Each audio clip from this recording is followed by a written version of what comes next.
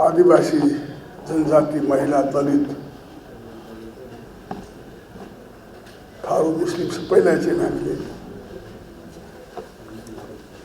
आरक्षणको व्यवस्था गरेका छौँ। आरक्षणको व्यवस्था गरेका छौँ हामीले। कुनै पार्टीमा पनि यस्तो आरक्षणको व्यवस्था छैन पार्टीभित्र। यदि हाम्रो पार्टीमा छ त्यस मानेमा हाम्रो पार्टी मात्रै समावेशी वास्तविक रूपमा समावेशी पार्टी छ। तर समस्या एउटा के छ भनेदेखिलाई त्यहाँको जनसङ्ख्या जो आदिवासीको जनसङ्ख्या छ, आदिवासी दलितको जनसङ्ख्या छ,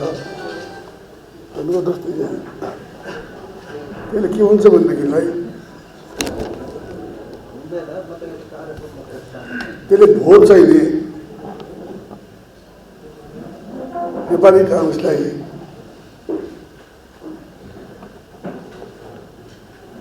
तिनीहरूलाई प्रेरित मात्रै जनता हुन्छन्, जबकि हामीले वास्तविक रूपमा हाम्रो पार्टी समावेशी पार्टी हो भनेर जनतालाई बुझाउन सकेका खण्ड मात्रै। त्यसै कारण मलाई के लाग्छ भनेदेखिलाई जो जनसङ्ख्या छ, आदिवासीको जनसङ्ख्या छ, चाहे गुरुङ भन्नुहोस्, मगर भन्नुहोस्, तामाङ भन्नुहोस्, शेर्पा भन्नुहोस्, यदि जनजाति सही साध्य छैन वास्तवमा मगर भन्नुहोस्, त्यो सबै समुदायमा ग्रासरुटदेखि नै तलदेखि नै हामीले काम गर्नुपर्ने अवस्था छ। जसले गर्दाखेरि सच्चा मानेमा त्यो समुदायहरू हाम्रो पार्टीमा आबद्ध हुन सकुन्। यहाँ उल्टा प्रचार भइरहेछ। समावेशी पार्टी हाम्रो पार्टीको खिलाफमा चाहिँ नि यो समावेशी पार्टी होइन भन्ने झुटा प्रचार गरिन्छ। त्यो प्रचारलाई चिन्नु परिरहेछ, प्रचारको खिलाफमा जानु परिरहेछ। सम्पूर्ण आदिवासी जनजाति दलित सबैलाई चाहिँ मधेसी सबैलाई चाहिँ आफ्नो पक्षमा पार्टीको पक्षमा ल्याउनको लागि चाहिँ हामीले काम गर्नु आवश्यक छ। त्यसै कारण म चाहिँ जनजाति आदिवासी विभागका अध्यक्ष लगायत सबै साथीहरूलाई यस काममा लागेका खण्डमा मात्रै हाम्रो पार्टीलाई सच्चा मानेमा समावेशी मात्रै होइन, समावेशीको हक हितका लागि लड्ने पार्टीको रूपमा हामी स्थापित गर्न सक्छौँ। त्यसका लागि आखिर भोलि त सरकार बनाउनुपर्ने हुन्छ हाम्रो पार्टीले। जसको पार्टी समावेशी छैन त्यसको सरकार बनिँदा छैन पनि बनिएको छ। हाम्रो पार्टी स्वयं समावेशी छ, हाम्रो सरकार बन्दैन, भोट आउँदैन। त्यसैले म के भन्न चाहन्छु भने जनता अलिक ठुलो मालिक हो देशको। हेर्नुहोस्, जनताभन्दा ठुलो केही छैन। त्यसै कारण जनता तपाईँलाई भोट हालेर पुरस्कृत गर्न सक्छ, सरकार बनाउनमा मद्दत गर्न सक्छ। जनतालाई तपाईँहरूलाई भोट हाल्ने भने जनताले सजाय दिन सक्छ तपाईँलाई भोट हाल्नु पर्ने। त्यसै कारण चाहिँ नि यसमा हामी सबै लागेर चाहिँ नि जनता आफ्नो पक्षमा ल्याउनु छ। त्यसमा चाहिँ नि हाम्रो देशको जनसङ्ख्या हिसाबले हेर्ने भने समावेशीहरूको बढी चाहिँ नि बहुमत छ। समावेशीले नै यो देशलाई हाँक्न सक्छ भोलिका दिनमा। त्यसै कारण चाहिँ नि सम्पूर्ण जातिहरूको जनजाति आदिवासी सबैको मधेसी महिला सबैको चाहिँ नि स्वतन्त्रित्व हुने गरेर हाम्रो पार्टीलाई अगाडि बढायो भनेमा हाम्रो पार्टीले भोलि सरकार बनाउँछ। सरकार बनाएपछि हामी अझ बढी काम गर्न सक्छौँ। अदालतमा मुद्दा छ। हेर्नुहोस्, अदालतलाई चाहिँ जुन निकालेर नारा लगाएर चाहिँ त यही गर भन्नु मिल्दैन। हाम्रो पार्टी गर्दैन। अदालतमा विचार दिने मुद्दामा यही गर उही गर भनेर हामीले जुलुस निर्णय गर। अदालत काम के हो? अदालत के चाहियो? अदालत के चाहियो? जसले ठुलो जुलुस ल्याउँछ उसैले उठ्नु पऱ्यो, उसको काम हुनु पऱ्यो। भोलिको जुलुस ठुलो छ कि पछिल्लो जुलुस ठुलो त्यो त्यही हेर्नु पऱ्यो। अब के चाहियो अदालत? अदालतको निर्णय पछि विपक्षी निर्णय हुन्छ कसैको पछि होला कसैको विपक्षी होला। अदालतको निर्णयमा यही गर भन्न हामी मिल्छ, जुलुस निकालेर अदालतको निर्णय यही गर भन्नु मिल्छ। त्यही ठुल्ठुलो कम्पिटिसन हुँदैन कसले पनि जुलुस ल्याउँछ भने त्यो चाहिँ उचित हुन्छ अदालतको लागि, त्यो हामीले गर्दैन। हेर्नुहोस् अर्को कुरा,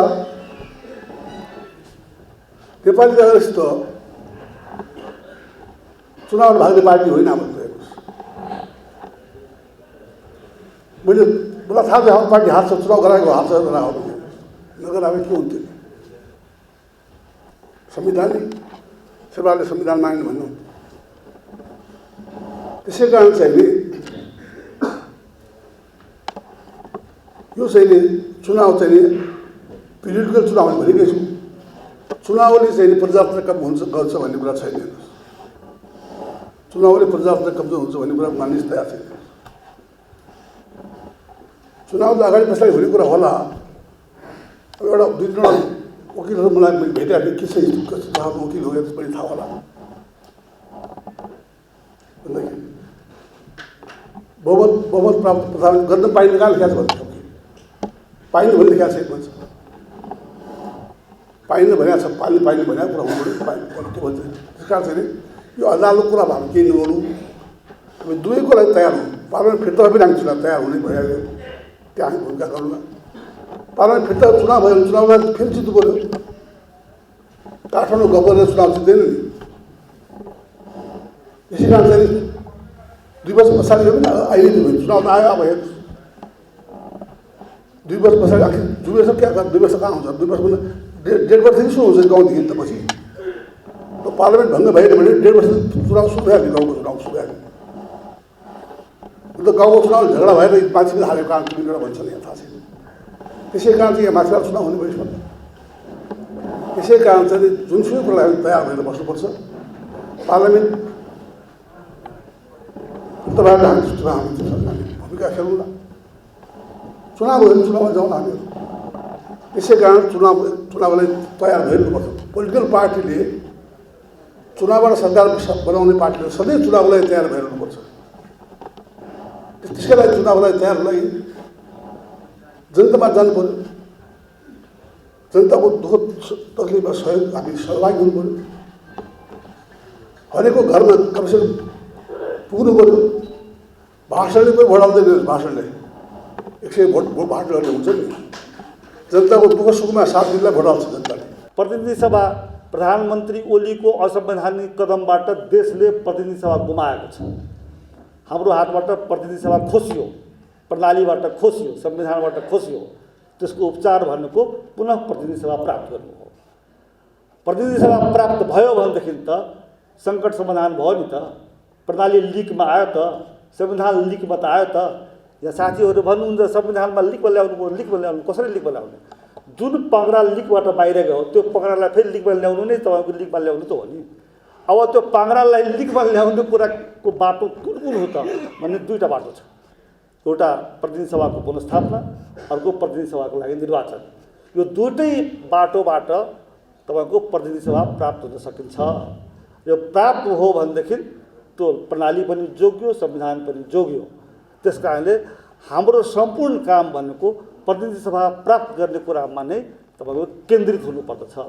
मैले आदिवासी जनजातिका साथीहरू र नेता साथीहरू आग्रह गर्न चाहन्छु। त्यस कारणले हाम्रो नेपाली काङ्ग्रेसको नीति नै छैन, रोधारे भयो भनेर भ्रममा परिरहनु जरुरतै छैन।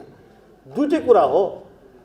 प्रतिनिधि सभा पुनर्स्थापना पनि संवैधानिक बाटो हो र निर्वाचन पनि संवैधानिक बाटो हो। हाम्रो पनि कुराकानी हुन्छ। होइन असंवैधानिक भनिसकेपछि निर्वाचन कसरी संवैधानिक हो भनेर भन्नुहुन्छ।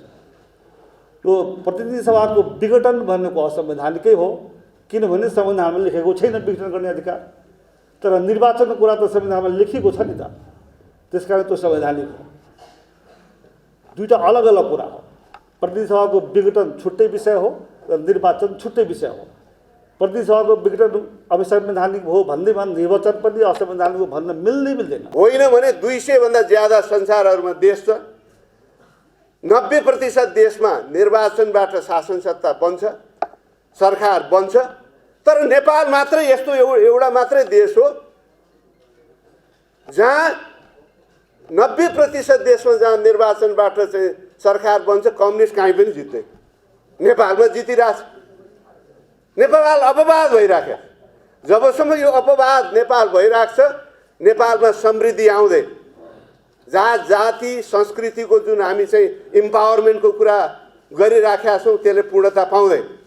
त्यसो हुनाले नेपालमा जबसम्म कम्युनिस्ट विचारधारा असफल विचारधारा हो, यसले जनतालाई इम्पावर गर्दैन, पछाडि परेको वर्ग समूहलाई इम्पावर गर्दैन। हामीले देखेका छौँ त जहाँ कम्युनिस्ट शासन सत्ता रह्यो त्यहाँ के त्यहाँको जनजाति नेसनालिटिजहरूलाई सम्मान गरियो, त्यसको उत्थान भयो, त्यसलाई त सप्रेसनमा राखियो।